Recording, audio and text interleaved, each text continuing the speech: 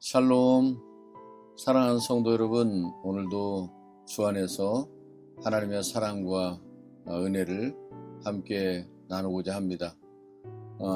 지난 2주간 동안 세일의 동행 특별 기도회에 함께 참여해 주셔서 감사합니다. 오늘도 삶의 현장에서 같은 마음으로 기도할 때 하나님은 반드시 놀라운 은혜를 주실 줄로 믿고, 이번 한 주간은 가까운 기도의 제목을 집중적으로 함께 나누면서 하나님의 은혜를 구하는 복된 시간으로 삼고자 합니다. 한 주간 동안 지난 2주간 동안 그리하신 것보다 더 간절함으로 잊지 않고 함께 기도해서 장차 하나님이 우리에게 이루실 놀라운 축복을 기대하고 성취할 수 있게 되기를 간절히 소원합니다. 오늘은 생사 갈림길에도 충만한 감사라고 하는 제목으로 함께 말씀을 나누도록 하겠습니다.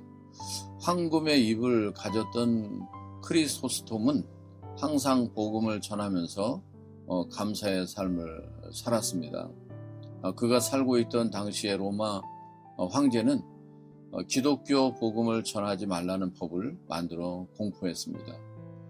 이 법을 어겼다가는 체포를 당해서 감옥에 갇히게 되고 마침내 죽음을 당하게 되는데, 이는 그러한 법령과 명령에도 불구하고 쉬지 않고 하나님의 복음을 전하는 일을 힘썼습니다. 결국은 감옥에 갇히게 되었는데, 그는 감옥에 갇혀서 이런 기도를 하나님 앞에 드렸습니다.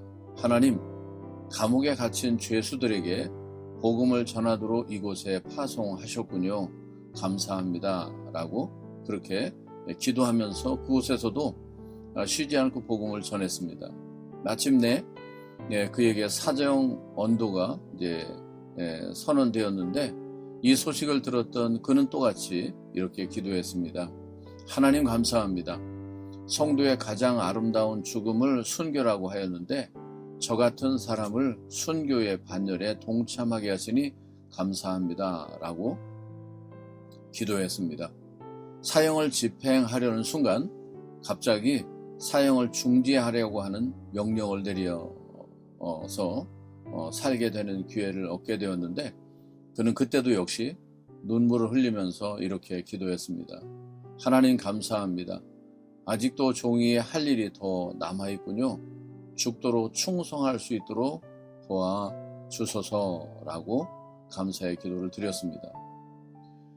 오늘날 60여 년 전에는 사람이 삶을 살아가는 데 있어서 72가지의 필요 생활 조건들이 있었다고 합니다.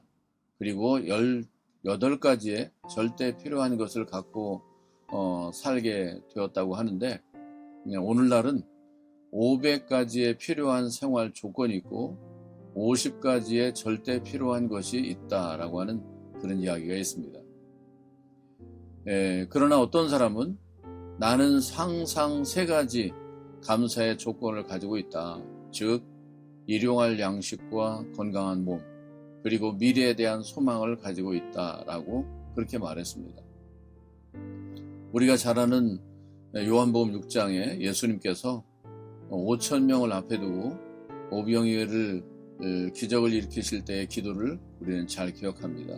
그때 예수님은 떡을 가져 축사하신 후에 앉아있는 자들에게 나눠주시고 물고기도 그렇게 그들의 원대로 주셨다라고 말했습니다. 그리고 남은 조각이 12바구니에 차게 되었는데, 그때도 예수님은 하나님을 우러러 부족함을 하나지 않고 감사함으로 기도했다고 말씀하고 있습니다.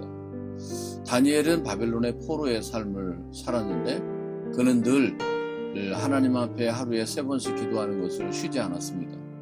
다니엘서 6장 10절에 다니엘이 이 조세 왕의 도장이 찍힌 것을 알고도 자기 집에 돌아가서는 윗방에 올라가 예루살렘을 향한 창문을 열고 전에 하던 대로 하루 3번씩 무릎을 꿇고 기도하며 그의 하나님께 감사했다라고 말했습니다. 그래서 사자굴 속에서 건짐을 받게 되었습니다. 감사의 기도를 드리는 자가 진정한 승리자가 될 수 있습니다. 이런 축복이 여러분에게 있기를 주님의 이름으로 축복합니다.